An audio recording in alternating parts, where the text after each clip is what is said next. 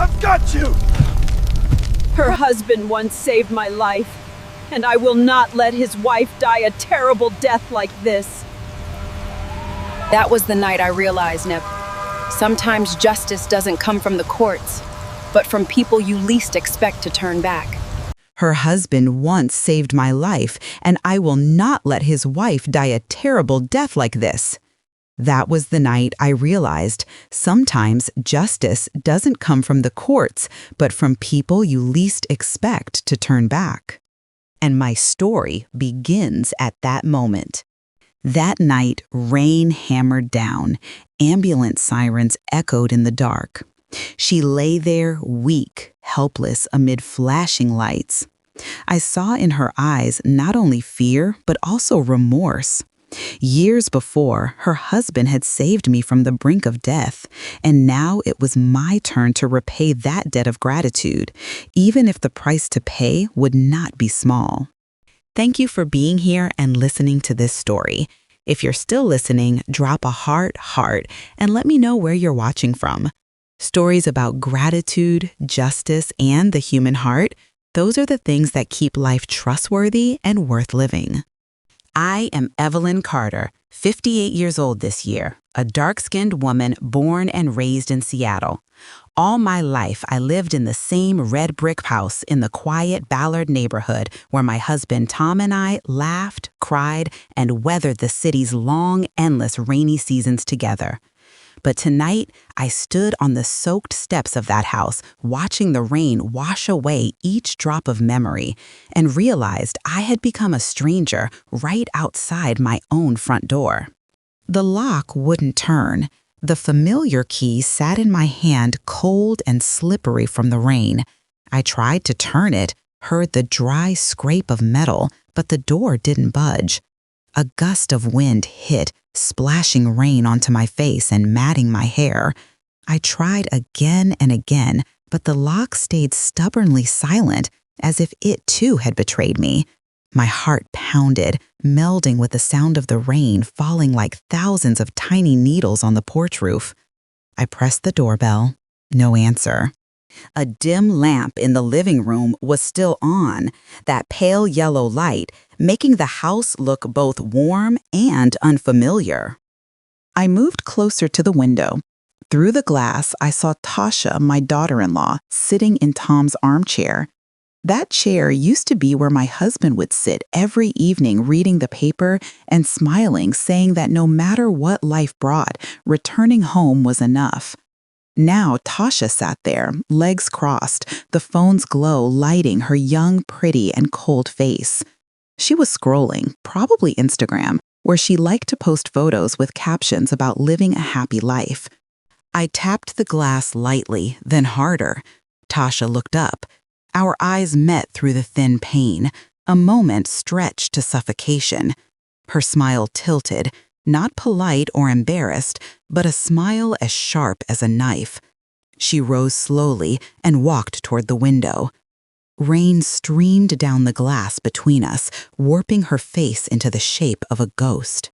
Tasha barely moved her lips, 2 words without sound, but I read them, "Go away." Then she drew the curtains. The light went out. The world sank into rain and darkness. I pounded on the door. The sound was swallowed by the wind. "Tasha, open the door. This is my house." My voice hoarsened, lost in the thunder. No one answered. I shouted louder, "Jason, where's my son?" "Jason?" No reply. Only the rain hammering the porch, heavy as a breaking heart. Suddenly, the door cracked open a few inches, enough for the safety chain to strain across. Tasha stood there, her hair perfect, as if untouched by the rain. Her voice was calm, but so cold it made me shiver. "You can call the police if you want, Evelyn, but they'll ask you to prove this is your house. Do you have any ID? Any bills?" I was stunned. Everything was in my handbag, and my handbag was inside. "You know I don't," I said, my voice trembling, unsure whether from the cold or from rage. "Then find somewhere else to sleep. Jason and I need privacy. Tomorrow morning, I'll have your things brought out to the lawn. If you're still standing here past 10 o'clock, I'll call the police and report trespassing." The door slammed shut, the latch clicking with a dry, echoing sound. I froze. The rain kept falling, growing heavier, soaking through my coat down to my bones. The light inside still leaked through the curtains, but now it looked like the light of another world where I no longer belonged. I laid my hand on the door, feeling the cold, rough wood, and understood that everything that had once been mine was no longer so. Anger flared and then dissolved into emptiness. I didn't know how long I stood there.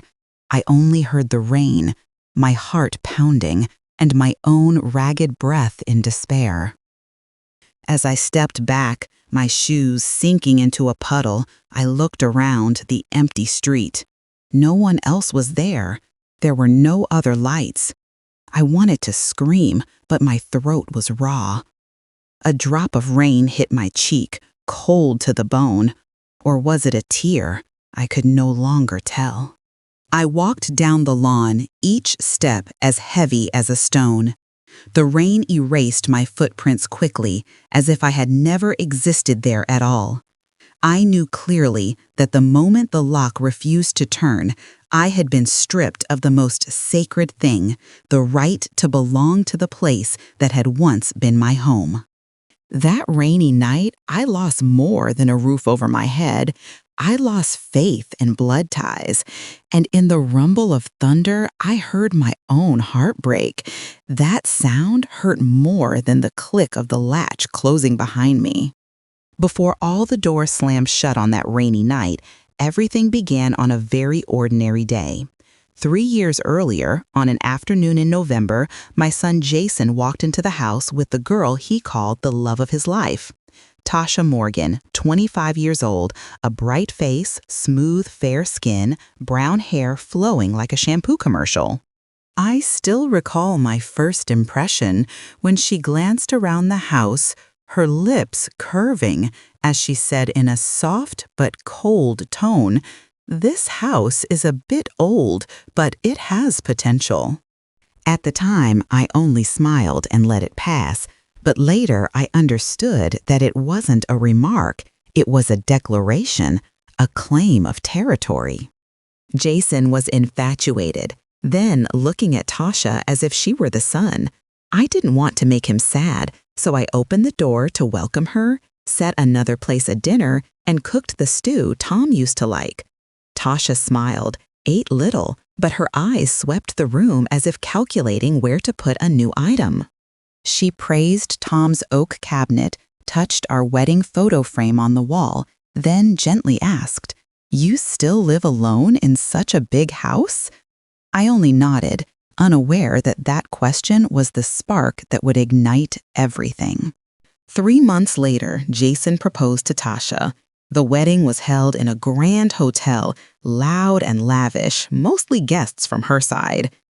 I noticed Tasha's eyes light up whenever someone mentioned money or career.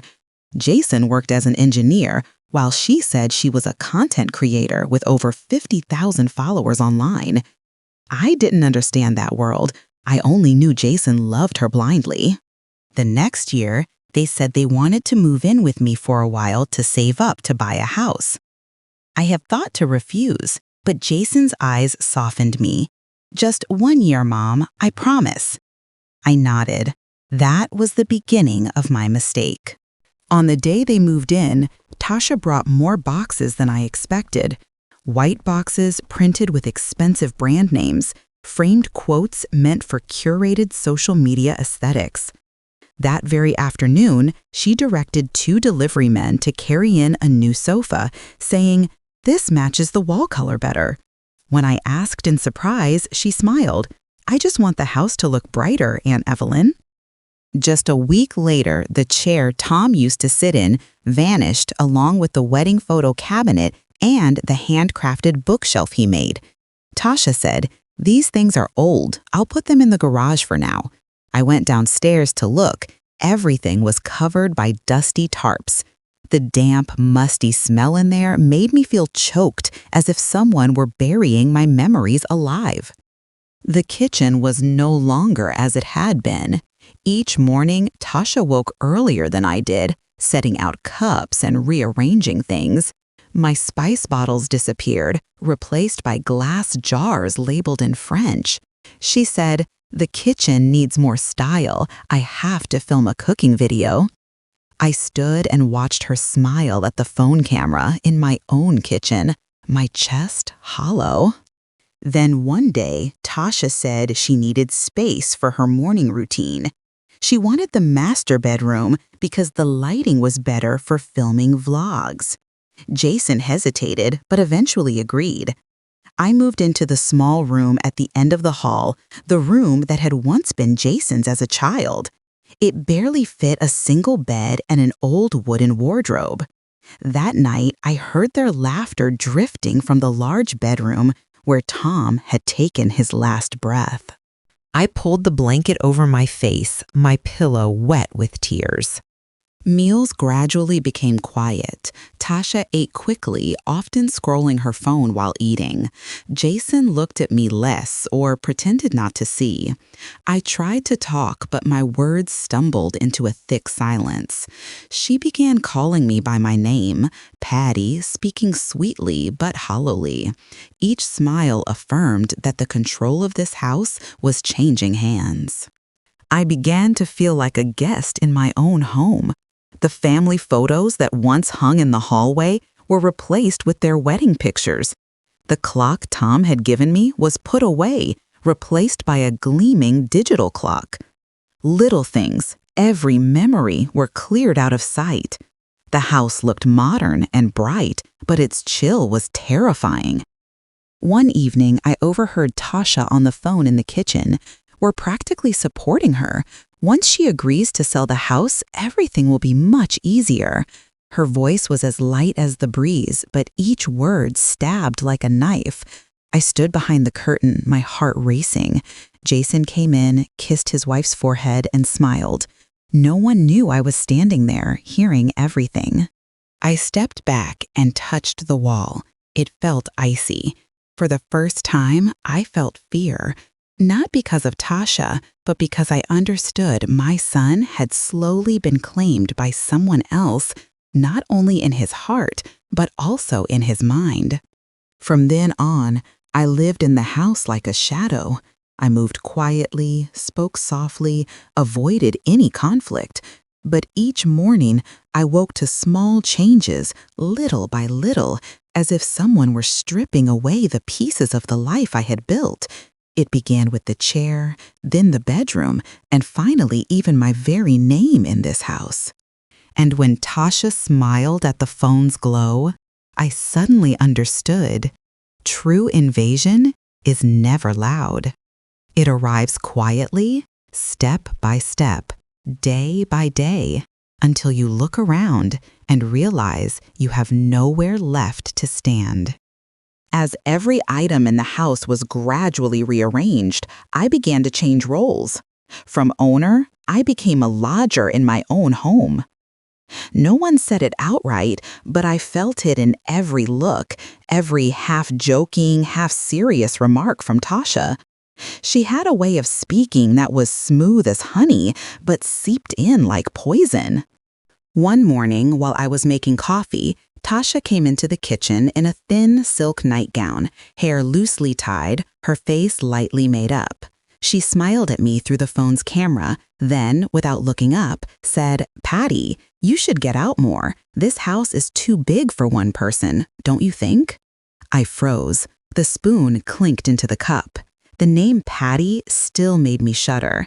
It wasn't how a daughter-in-law would address a mother-in-law. It was how a homeowner would speak to a tenant. I replied softly, "I just like being at home, tending the garden a bit. I always have." Tasha smiled, her voice syrupy to the point of falseness. "I just worry you'll be lonely. Older folks staying at home all the time can get isolated. Why don't you try signing up for a seniors club? There are lots of interesting activities." The words sounded caring, but each syllable pressed the same point. You're old. You no longer belong here. I kept silent. Beside me, Jason sat at the table, glued to his phone, not looking my way. My son, the boy who used to cling to me every night when he was small, now sat quietly, as if every word I spoke tired him. Tasha continued, "Oh, and I'm filming an ad this week, so please don't be in the living room. The crew will bring equipment. I'm worried you might trip over cables. It's dangerous." I only nodded. She borrowed safety as an excuse to push me out of my own living room. That afternoon, when I returned from the supermarket, I found many framed photos along the hallway missing. My wedding photos, with Tom Jason's kindergarten graduation picture, all gone. In their place were photos of Tasha smiling at the camera, Tasha at the beach, Tasha in the newly painted beige living room. One hung right in the spot where my wedding photo used to be. I stood staring at that empty patch of wall where Tom's face had smiled. Now it was covered in a fresh coat of paint, smooth, cold, as if someone had never existed there at all. Jason passed by, glanced at me, and avoided my eyes. I asked, "Do you know where Tasha put Dad's photos?" He answered curtly, "She just wanted to rearrange things, Mom. Don't make a fuss." I froze. Don't make a fuss. The word Mom from Jason sounded distant, hollow, uttered merely as a courtesy. From the kitchen, Tasha called out, "Patty, I put those pictures away. When I take a new set, I'll hang them back to make them look uniform. Having pictures hung all over the place looks messy." I turned to see her carrying a tray of drinks, smiling brightly, her face unconcerned. Everything in this house was now in her hands, the decor and even the atmosphere. I gradually understood that Tasha's manipulation did not come by shouting or arguing, but by patience. She didn't evict me with words. She made me feel I no longer had a place.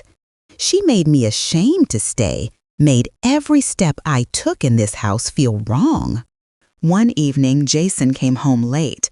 Tasha told me to eat first, but I waited. When he came in, I set the stew on the table, the dish Tom used to love. Jason glanced and smiled thinly. "Mom, I don't eat that. Tasha is vegetarian now." I forced a smile. "It's okay, I can eat." But the meal passed in silence. The clink of cutlery sounded harsh. Tasha talked about plans to buy a house, about their own future, never once mentioning me. I sat there listening to the two young people speak as if I were a stranger visiting. After dinner, I cleaned up and heard Tasha in the living room say, "Jason, do you think she can live on her own? I mean, she needs her own space, and so do we." Jason did not answer immediately. Then I heard him sigh. "I know." I stood in the kitchen, my hand trembling. "You know." Those two words hollowed me out. That night, I went to my room, opened a drawer, and took out the only small photo frame I still had. A picture of Tom smiling beneath the cherry tree in the yard. I placed it on the table and looked at it for a long time. "My home is not a home anymore," I whispered. Tears fell onto the wooden table, smearing long streaks. The next day, Tasha said to me, "Patty, I think you seem a little stressed. Maybe you should stay with a friend for a while, change the scenery. I can help arrange a ride." Her voice was soft and sweet, as if offering me the very best, but I understood this was how she pushed me away, gently, neatly, leaving no trace. Jason stood there saying nothing. He simply bowed his head, avoiding my eyes. I looked at my son, once my greatest pride, now reduced to silence. I realized that in this house, I had been erased. No need for argument, no need for shouting, only time and a few well-phrased words cloaked as concern. That was when I knew the greatest loss is not losing the house, but watching your child stand by as someone else takes everything and remains silent. I don't know what compelled me to go to the bank that day. I only remember the gnawing unease tearing at my chest. For weeks, bills arriving at the house suddenly showed the recipient as Jason Sullivan and Tasha Morgan, and I could no longer access the mailbox. They told me I was confused. They told me I was mistaken.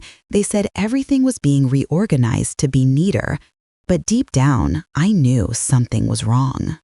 That morning, I put on Tom's old sweater, grabbed my small canvas bag, and walked to Cascade Community Bank, where we had opened accounts more than 30 years ago.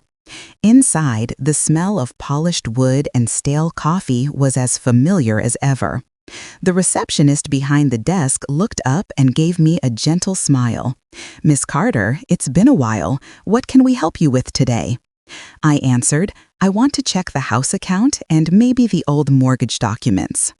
"I've heard someone say there were changes."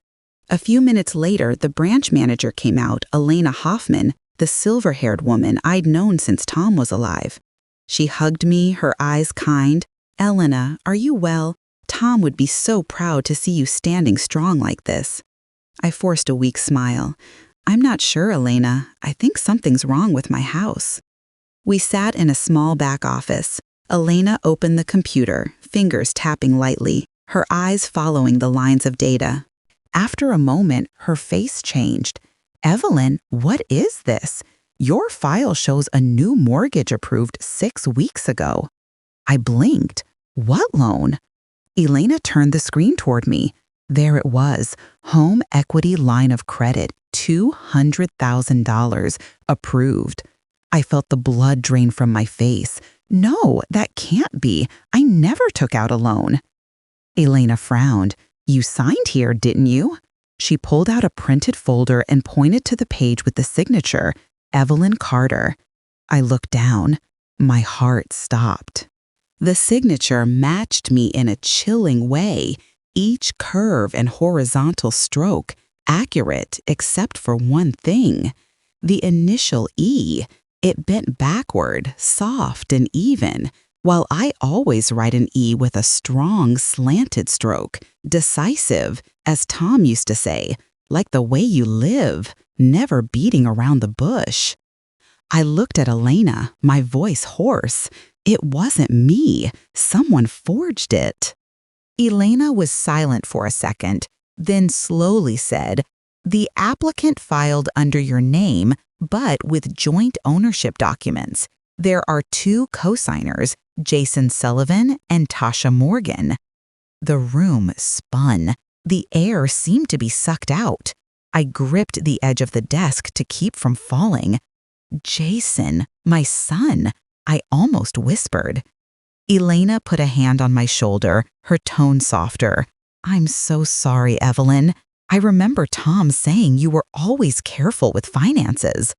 "I never thought you'd have a loan like this." But according to the file, the loan proceeds were routed to a linked account at First Seattle Bank under the names Jason Sullivan and Tasha Morgan. A deadly silence settled. All I heard was the printer's whir and my own heartbeat pounding in my ears.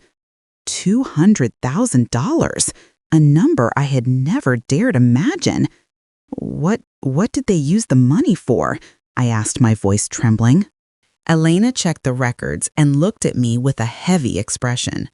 According to the statement, $75,000 was transferred immediately when the loan was approved, and another $50,000 2 weeks later, both times into their account. I swallowed hard. Images flashed in my head. The new furnishings, the trips Tasha flaunted online, the car Jason just bought. It all fit together into a complete and cruel picture. "Elena, what should I do now?" I asked, tears welling without me noticing. She stood, handed me a tissue, and said very quietly, "First, you need to file a report immediately. This is no longer a civil matter. It's signature forgery and asset theft. You could lose your home if you don't act quickly." I shook. Lose my house? But that house is mine. I paid it off 12 years ago. Elena nodded. I know, but if the forged documents are sophisticated enough, they can change the names on the title. I've seen this happen before, and victims often discover it too late. I looked at the stack of papers, the forged signature lying there calm and cold. Tasha must have planned this for a long time, I said, as if I could not quite believe the words coming from my own mouth. She used to say, "This house is too big for one person." I thought it was a comment. It turns out it was a declaration of war. Elena called legal and the central bank department, her tone firm. "We have a serious signature forgery case. I need the loan file frozen." While she spoke, I sat very still, feeling as if I were submerged in cold water. 10 minutes later, Elena returned with a copy of the file. "You need to keep this. It will be evidence. And Evelyn, you need a lawyer. I have a contact who specializes in financial crime." I clutched the papers, my hands as cold as metal. Stepping out of the bank, the rain began again. I watched droplets split on the steps and saw myself reflected, distorted, blurred, weak. "My son signed my name," I murmured. "And my daughter-in-law signed away my future." The wind gusted, flipping the papers in my bag, thunder rolling in the distance. For the first time in my life, I feared my own children, not only because they betrayed me, but because they had turned me into a stranger in my own life. I tightened my grip on the file. Pain rose in my chest, but at the same time, a small flame began to burn. I knew this was no longer about feelings. This was a battlefield, and this time I would not let them win. I never imagined I would have to stand in a courtroom, not to testify for someone else, but to prove that I was still sane enough to be the owner of my own house. The courtroom was bright and cold, the smell of old wood mingling with paper and the perfume of lawyers. I sat on the left bench, my hands clenched on my handbag, which held the file Elena had helped me prepare. To my right, Tasha appeared with her private attorney, confident, her makeup perfect, as if she were about to step into a photo shoot rather than a trial. Jason sat behind her, head bowed, never once looking at me.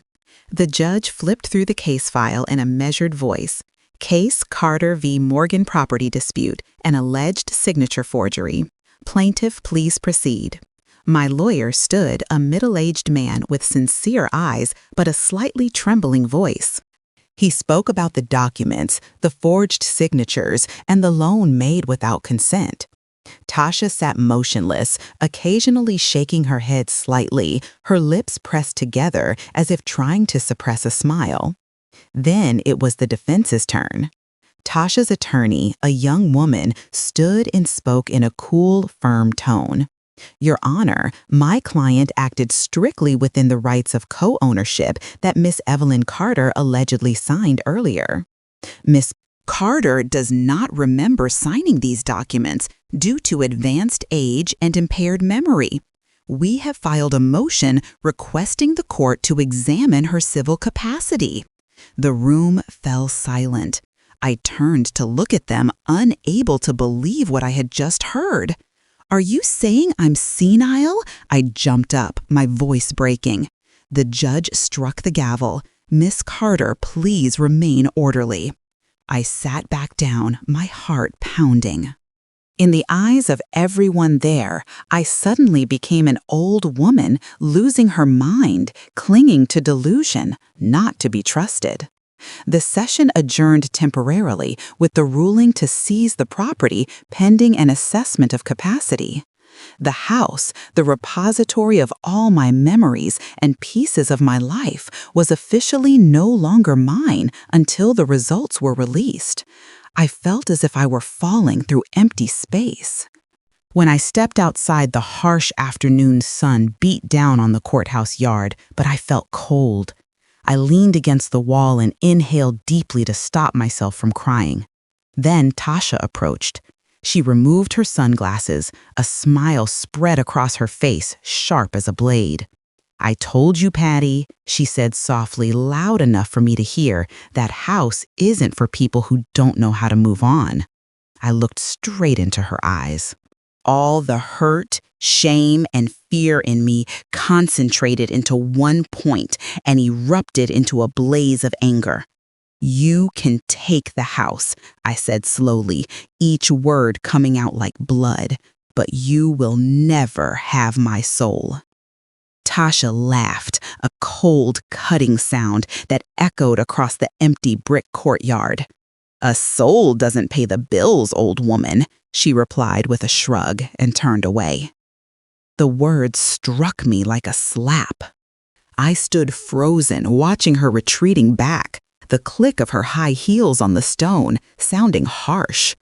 Jason followed, never once looking back. Each step my son took felt like a knife in his mother's heart. I sat down on the courthouse steps, clutching my head. Passers-by glanced and moved on. Everyone was busy. Everyone had their own story. No one paid attention to the middle-aged woman curled up there who had just lost her home and her child. A hot tear rolled down into my palm and quickly disappeared. I could no longer cry. I had lost count of how many times I had cried since this all began. Emotions swirled: anger, shame, regret, and a vast emptiness. I thought of Tom. I remembered his smile when he said, "You are the heart of this house." And now even that heart had been taken. That evening, I returned to a small rented room, paid for with what savings I had left. The room was bare, the walls stained, and only the clock ticked. I sat by the window and watched the rain fall on the street, thinking of everything I had lost. "I'm not crazy," I whispered, as if reassuring myself. I was betrayed.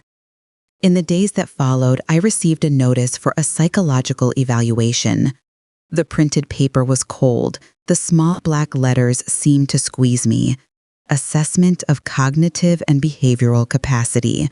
I folded the sheet and put it in my bag, my hand trembling. They wanted to prove I was no longer competent to keep the house, while they were the ones who had stolen that competence from me.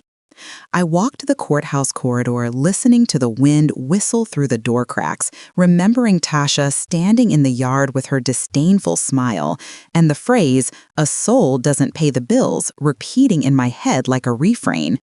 I realized it was the final moment of a mother, before she hit the bottom of despair. That night, I could not sleep. Darkness swallowed the room, and only the street light's glow sliced the window into thin strips. I saw my reflection in the mirror, gaunt, hollow-cheeked, but with a small spark still in my eyes. I knew that if I did not rise up, I would be buried in this humiliation forever. I rested my head against the wall and whispered into the dark, "Tom, I let them take everything, but I will take it back somehow." Outside, the rain began again, small, relentless. Like the remaining faith inside me, fragile but not yet extinguished. I no longer knew how far I had walked along the sidewalk before my body finally gave out. The rain in Seattle seemed determined to erase every outline of the world, each drop cold against my collar and my tangled hair. I sat down on a stone step, shivering, my mind empty. In that moment, everything around me lost its color. There was only the sound of rain, the thud of my own heart, and the hollow ache of abandonment deep inside. I wondered if I never got up again, would anyone notice? Would anyone find the body of an old woman lying forgotten on the street? A car pulled up nearby. Its headlights swept across me, casting streaks of gold across the wet pavement. The man who stepped out wore a long raincoat soaked through, but his movements were steady, the kind of steadiness that comes from knowing storms. He knelt beside me, his voice calm, unfamiliar but measured. "Are you all right? Do you need me to call someone?" I looked up. And when his eyes met mine, there was a flicker of recognition, something ancient, almost familiar. The way he looked at me made my heart tremble, as though a shadow from my past had stepped into the rain. "Evelyn," he said, as if confirming a truth I was too shocked to consider. I shook my head, unable to speak. He helped me to my feet, his hands warm, steady, and guided me to the back seat of his car. "Can you move?" he asked, his voice lower now. I nodded weakly, knowing I needed somewhere safe, somewhere dry, somewhere to breathe. The man introduced himself as Cole Harrison, but the name didn't register immediately. Then he said, "Tom once saved my life in Fallujah." The words pierced something buried in my memory. Tom, my husband, had told stories about the soldiers he'd fought beside, about the men who had stood with him through fire and smoke. Somewhere in my mind, fragments reassembled. Tom mentioning a fire, a man pulled from the wreckage, a quiet debt of gratitude that had lingered ever since. Cole took me to his home, a small but warm house that smelled of old books and brewed tea. He helped me sit, wrapped a towel around me, and pressed a heating pad to my hands.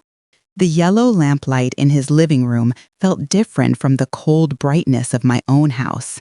I looked at him, trying to find words to thank him, but he spoke first, gently, as if picking up a conversation that had been waiting for years. "Tom once saved my life," he said slowly. "Many years ago, on a nameless night, I owed him everything. I never got the chance to repay that debt. Tonight, when I saw you standing there on the porch in the rain, I couldn't walk away." His gaze met mine, not with pity, but resolve.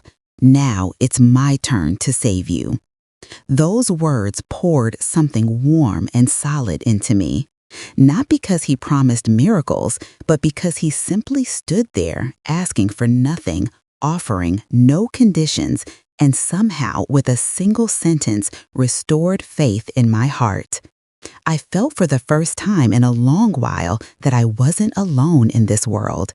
Someone was willing to step into the fight with me. Cole wasn't impulsive. He had been a lawyer once. His face carried the calm lines of experience, and his voice had the steadiness of someone who had seen many storms. "I'll help you," he said, as a man repaying a debt. "But we must be discreet at first. If they know we're moving, they'll cover their tracks. Let me work quietly." I looked at him, unsure how much to trust, but I swore to myself that I would hold on to any hope, no matter how fragile. He began immediately. Cole called Elena from his own phone, confirming everything I had told her at the bank. Then he started digging, requesting detailed statements, tracing transfers, and investigating all links to the account at First Seattle Bank. "They know how to hide," he said, "but everyone leaves a trail." The way he said it sounded like a promise, and I began to believe that trail might be our key. That evening, Cole brought me to stay temporarily at my close friend Linda's house, but he didn't stop there. He went home, turned on his desk lamp, and spent hours at his computer, combing through social media with meticulous care, printing Tasha's posts, matching photo timestamps with withdrawal dates from the statements Elena had provided. I overheard him talking to himself, muttering, "This day, this flight, this receipt, it connects." He printed every post, saved every email, took screenshots of Tasha showing off new things, trips, those cryptic captions like "finally ours" or "new beginnings." Cole even went door to door in my old neighborhood, asking neighbors subtle questions, taking careful notes. Some looked at him with suspicion, but eventually they opened up, telling stories of seeing Tasha and Jason moving strange furniture late at night, small trucks coming and going. Each small detail was another piece of a larger puzzle that Cole was assembling. He called me after one long day, his voice steady but filled with energy. They didn't just redecorate Evelyn, they had a plan, systematic. We can prove intent and a sequence of actions. In his tone, I heard not just reassurance, but a quiet defiance aimed straight at those who had tried to destroy me. During those days, while Cole worked silently, I felt my heart beginning to steady. Hope no longer burned wildly. It glowed like a coal, warm enough to sustain, not enough to consume. I began writing everything I remembered, each day, each conversation, every small change in the house. Cole asked me for details, repeating dates, times, phrases, assembling them like a craftsman reconstructing a model. Every note, every fragment became part of a case. On the final night before our meeting to review the plan, Cole came by, rested his hand on my shoulder, and said, "We will act wisely. They think they've won, but they forgot one thing. The truth only needs someone patient enough to find it." His eyes shone under the soft yellow light, and for the first time in weeks, I truly believed I would not be fighting this battle alone anymore. That night, Cole invited me to his house after texting that he had something to show. I arrived in wet clothes, my head heavy, but when I stepped into his small living room and saw the table covered with papers, the computer on, and the warm yellow lamp, my heart suddenly beat faster with a fragile hope. Cole set a cup of tea on the table, then pointed to the computer screen. On it was a series of screenshots, posts, and captions that looked ordinary to young people, but for us, every word and timestamp was evidence. "Look," he said in an even voice, "this is a post Tasha made on September 28th. On the screen appeared a photo of my living room, Tasha sitting on the chair Tom used to sit in. The English caption below read, clearly, "Finally ours. Sometimes you gotta be ruthless." I stared at those words. Each one felt like a blade. Finally ours. Sometimes you gotta be ruthless. I repeated the phrase in my head, feeling as if someone had exposed an open, unhidden conspiracy. Cole scrolled through the sequence of posts, then pointed to the comments beneath. Some people congratulated her, some joked, and there were signs that plans had been discussed in advance, he said. "She's not just bragging, she's defining victory. We need to retrieve all those posts along with their metadata, timestamps, and post IDs." I was stunned. Inside me erupted a messy mix, anger, a grim satisfaction, and a fierce hope mingled with fear. Cole printed everything. Each post was carefully screenshot, the date and time visible in the corner, comments highlighted. He also used a small piece of software to check metadata, then printed the corresponding bank statements Alina had provided. When he placed the two sheets side by side, the withdrawal timestamps on the statement matched exactly the Instagram post dates. On September 28th, $75,000 was withdrawn. Her post that day had the caption, "Finally ours," and showed new furniture in the living room. Cole said, his voice growing cold from the mix of relief and fury. "This is not coincidence anymore, Evelyn. This is an intentional sequence of actions." I looked at the printed photos on the table. There was one of Tasha photographing the new sofa, one of her clutching a designer bag, one of them laughing in a hotel on a trip. Everything seemed to be proof of a lavish life funded by my money. I remembered nights when she told Jason, "We just need to be patient." Remembered her confident refrain, "Sooner or later, it will be fine." Now it all read like an inadvertent confession. Cole called a cybersecurity expert he knew to extract headers and metadata, proving the origin of the posts, the upload times, and the IP addresses. The expert confirmed the posts were indeed uploaded from the neighborhood where Jason and Tasha lived, and the upload times matched the timestamps on the printed statements. As I listened to Cole speak on the phone, I heard keyboard tapping, then a small cry of triumph. Okay, we can prove the chain of actions. I clasped my head, the corners of my eyes warmed. Not only that, Cole found other posts from weeks earlier with captions hinting at their plan, making moves, almost there, next chapter. Those lines could have been dismissed as casual social media talk, but when paired with the money transfer records, they formed a chain of evidence showing systematic preparation. Cole printed each page, glued them onto a stiff backing, and noted next to each page the timestamp, the corresponding amount, and where the money was transferred. The next morning, Cole and I brought the evidence folder to the Seattle Police Department's Financial Crimes Unit. We were received by an investigator named Santos, a sharp professional woman who listened to my story without interruption. When Cole placed the prints on the table, her eyes scanned them and she leaned in to read more closely. "Which account did they transfer the money into?" she asked. Cole pointed to the statement, First Seattle Bank, an account under the names Jason Carter and Tasha Morgan. We have social media evidence matching the times. Investigator Santos nodded, then spoke plainly. "We will open an investigation. Posts like these can be evidence of intentional conduct. We need to obtain official data from the social media platform." Those words sounded like a bell signaling something was changing. Previously, when I stood in court, everything had seemed against me. Now someone was listening and taking action. I saw Cole standing beside me, his face resolute like a commander directing a battle. "We must be careful," he reminded. "Submit everything to the police, but at the same time, I will prepare a civil package to file as supplemental evidence in court." I felt a new current within me, no longer just despair, but calculation. Cole also worked with Elena to request more detailed statements, filed for a temporary freeze on the account, and wrote a preservation request to the social media platform to prevent the posts from being deleted. He said, "They can delete posts, but they can't erase the money trail."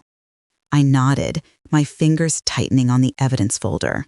Inside me was a mingled excitement and trembling. Excited that the truth was emerging, trembling because I knew the legal road ahead would be difficult. I returned to Linda's house in a state I could not easily describe, carrying the prints and feeling as if I had just picked up a shard of my life. I called my friend and recited the details, and she spoke words of comfort. That night, sitting at a small table looking at the neatly packaged dossier, I felt a faint flicker of hope.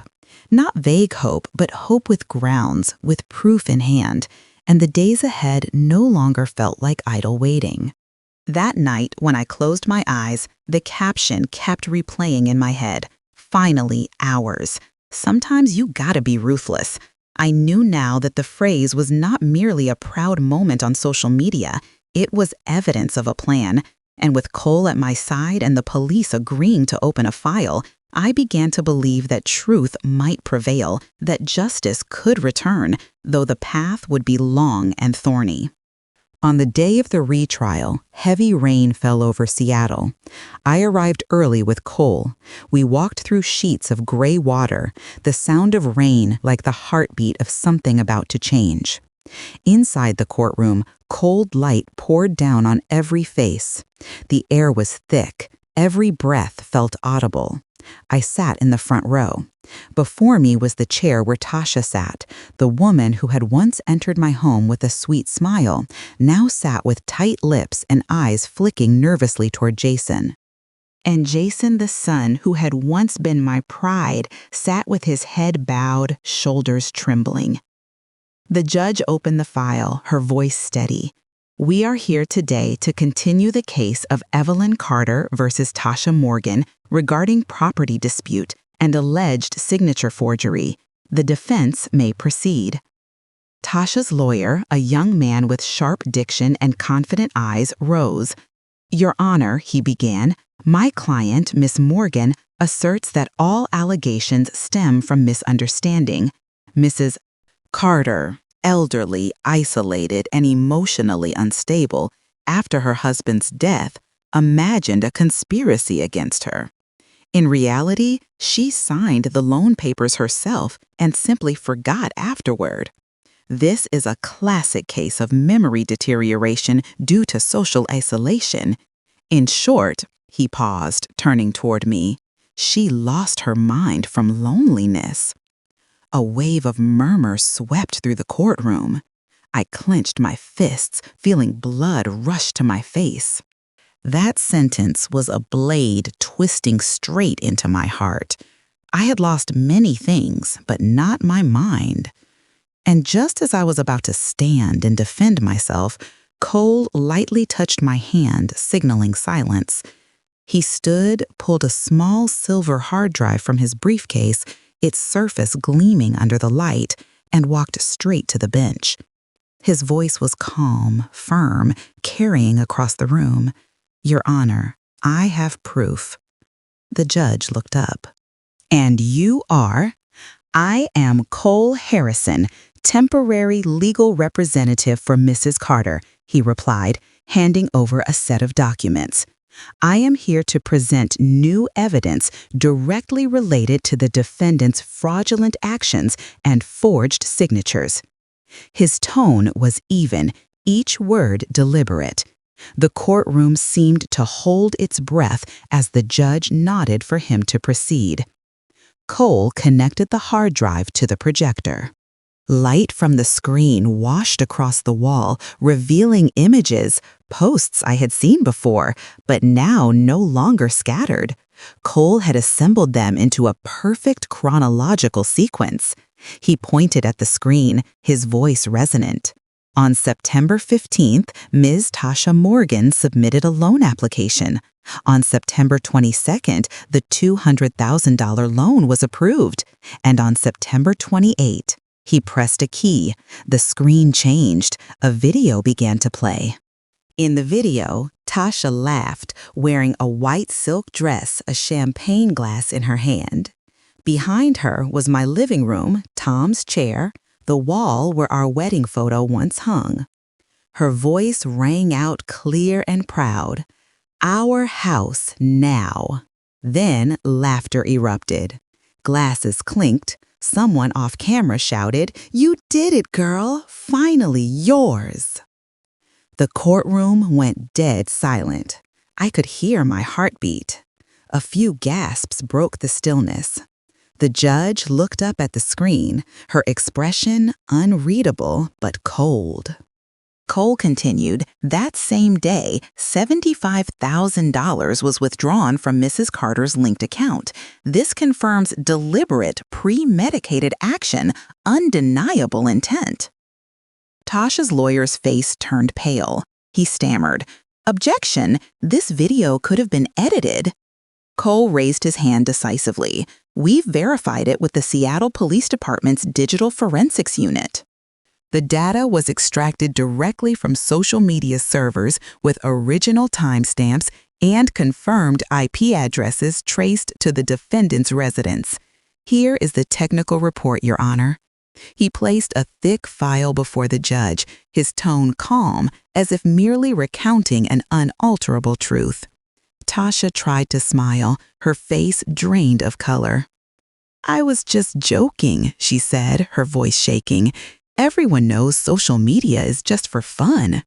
The judge interrupted firmly, "Miss Morgan, this is not a joke. Your statements clearly demonstrate intent and motive for property appropriation." She struck the gavel lightly, the sound sharp and final. Cole bowed slightly, turned to me and whispered, "It's over, Evelyn. We did it." I sat there silent, tears flooding my eyes before I could stop them.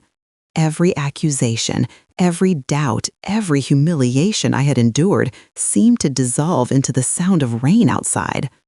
Jason suddenly stood up, his eyes red. He walked forward, looking at me, then at the judge. "My mother is telling the truth," he said hoarsely. "She's not crazy. I knew everything. I just didn't have the courage to admit it." His voice broke. "Tasha pressured me. She said she'd handle everything. But I was the one who signed the papers. It's all my fault."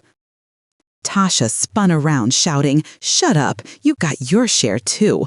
But Jason said nothing more. He bowed his head, tears falling. The judge struck the gavel again.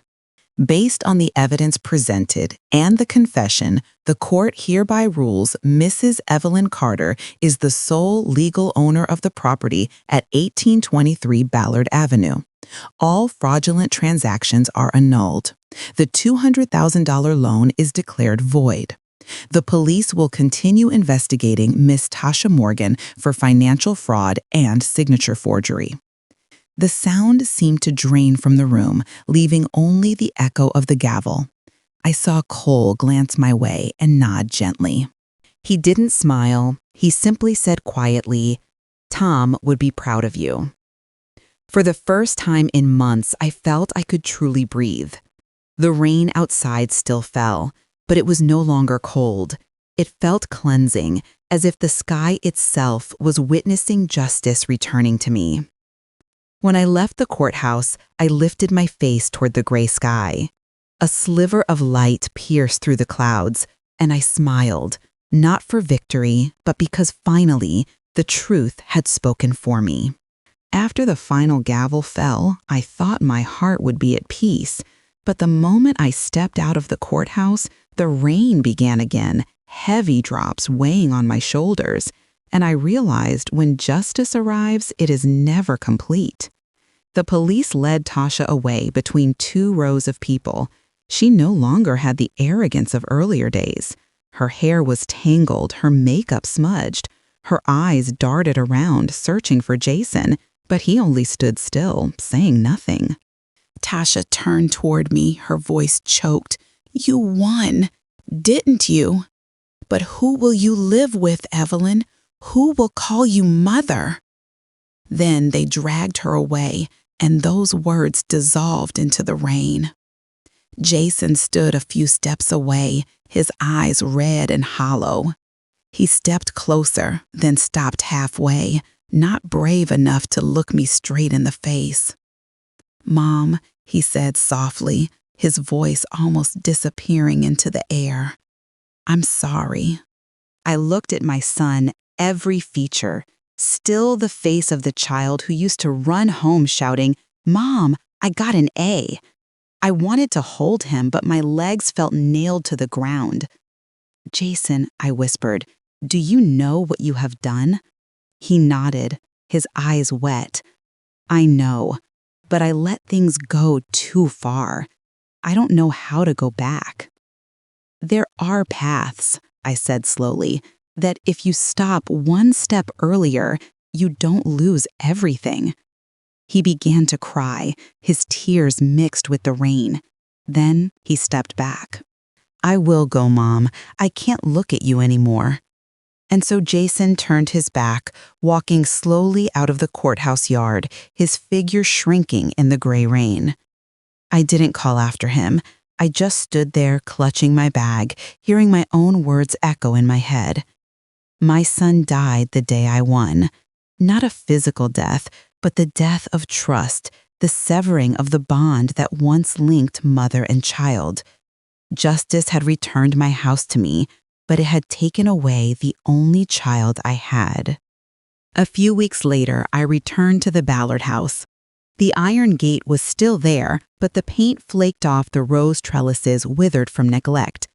The wooden door I had touched that rainy night now opened with a creak that cut straight into my heart. Inside the house was a ruin. Stained walls, broken furniture. The photos I once hung were gone.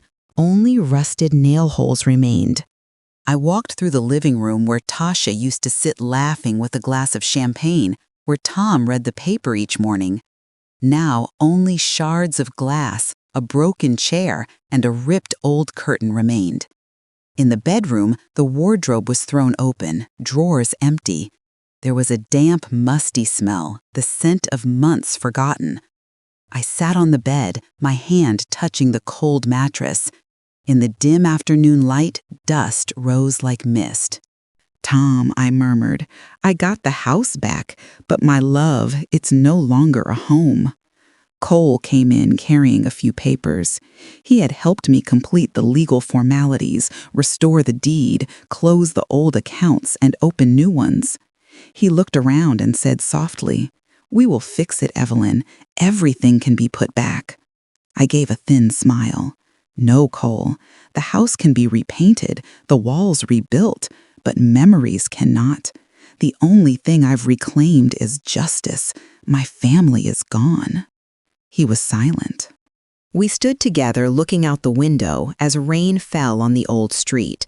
I saw my reflection in the glass, a silver-haired woman, eyes tired but no longer despairing. I walked through the rooms. Each one stirred a memory. In the kitchen, I looked at the table where Jason used to eat and remembered his 10-year-old voice, "Mom, your cooking is the best in the world." In the hallway, I touched the crack on the wall where Tom had once hung our wedding photo. I carefully rehung that photo, the one Cole had recovered from the bank records. The two of us smiling young, our eyes bright like early summer sun.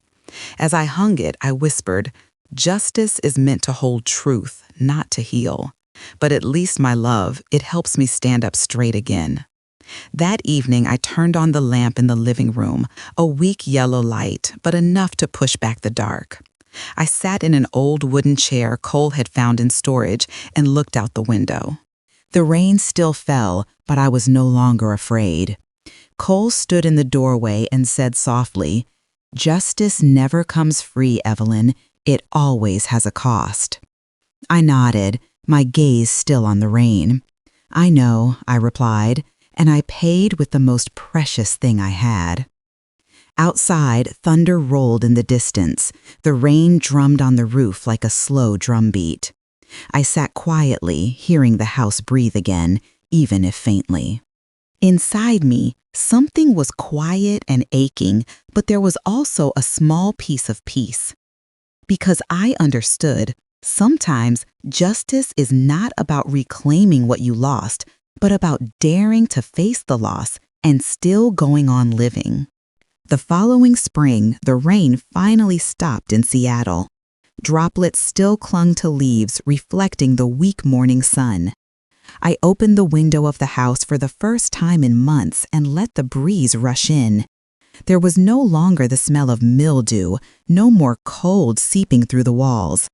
Only the scent of fresh paint, wet earth, and the tea I had just brewed. The house slowly came back to life, bit by bit. I began with the backyard garden, where Tom used to plant the Japanese cherry tree he loved because its life is short, but when it blooms, it is a promise. That cherry tree had dried up while I was away, its roots rotten and branches broken. I had once thought I would never replant, afraid that every falling petal would remind me of what had been lost. But now, without anger in my heart, I understood that the only thing left to do was to sow life again. I dug the soil, my hands aching and raw, but the smell of earth made me feel that I belonged to this place. I set the sapling and covered the roots and watered it. As the water soaked into the roots, sunlight filtered through the leaves and warmed my shoulders. I looked around the house that had been abandoned, now brightened the walls, freshly painted, the curtains a soft white fluttering in the breeze. Light reflected on the walls in warm golden streaks. "The house is breathing again," I whispered, and a small smile formed in my chest. That afternoon, I took a pot of tea over to Cole's house. He sat on his porch reading the paper, the same steady figure, calm as the first day I met him in the rain. When he saw me, he smiled. "You look healthier, Evelyn." I set down the teapot, poured 2 cups, steam rose, and the scent of mint filled the air. "You know, I thought I would live forever in anger. But it turns out forgiveness isn't for others, it's for yourself." Cole nodded, his gaze gentle. I looked at him and spoke slowly, each word touching my own heart. "You didn't save me, Cole. You only reminded me who I am." He laughed softly but deeply. "I only repaid a debt to Tom. The rest, Evelyn, you did yourself." I looked into the cup, watching steam mingle with sunlight. In it, I saw the woman who had once stood beneath the rain, locked out of her own home. But now that woman no longer trembled. She had opened a door, not only the house door, but the door in her heart. In the days that followed, I lived simply. Mornings, I tended the garden and rearranged things. Evenings, I kept a journal, writing everything down, not to nurture hatred, but to remind myself of the power of truth. Jason had not returned, but I no longer waited in suffering. I believed that one day he might knock on the door, not from guilt, but from homesickness. When that day comes, I will open the door. One April morning, as I carried a cup of tea out to the porch, I saw it. The small cherry tree had sprouted buds. Tender green shoots trembled in the breeze, promising a season of bloom. I sat down beneath the tree, placed my hand on the earth, and felt life rising. "Tom," I whispered, "your tree has come back to life." Cole came and sat beside me, holding the morning paper. We sat in silence and watched the sky where the first blossoms were beginning to unfurl. The breeze carried a faint fragrance, a hint of old days, but it no longer hurt. I closed my eyes, breathed deeply, and then said in a small, clear voice, as if making the final vow of my life, "Justice does not require the strong. It requires those who do not give up." Cole looked at me, a smile lit his eyes. "And you did not give up," he said. "So now it is here in you, in this house, in every one of those blossoms." I smiled. Tears welled up, and my heart felt as light as a cloud. The wind stirred. Cherry blossoms drifted down on my shoulders, soft and warm like the world's forgiveness. I looked up at the sky and saw sunlight piercing the clouds, reflecting off pale rose petals as they fell. I understood that no truth ever truly dies. It only waits for the right moment to return, like the cherry tree waiting for spring, no matter how long the winter. When night fell, the light inside the house spilled out warm and gentle. I sat by the window and wrote the final lines in the notebook I had kept through everything. Justice may come late, but it never disappears. The truth can be buried, but it will always find its way back. I set the pen down, closed the page, and looked out over the garden where the cherry tree shimmered in the breeze. In that moment, I knew I had completed my journey from ruin to rebirth, from darkness to light. Outside, the cherry blossoms still bloomed quietly, gently proud as the truth itself.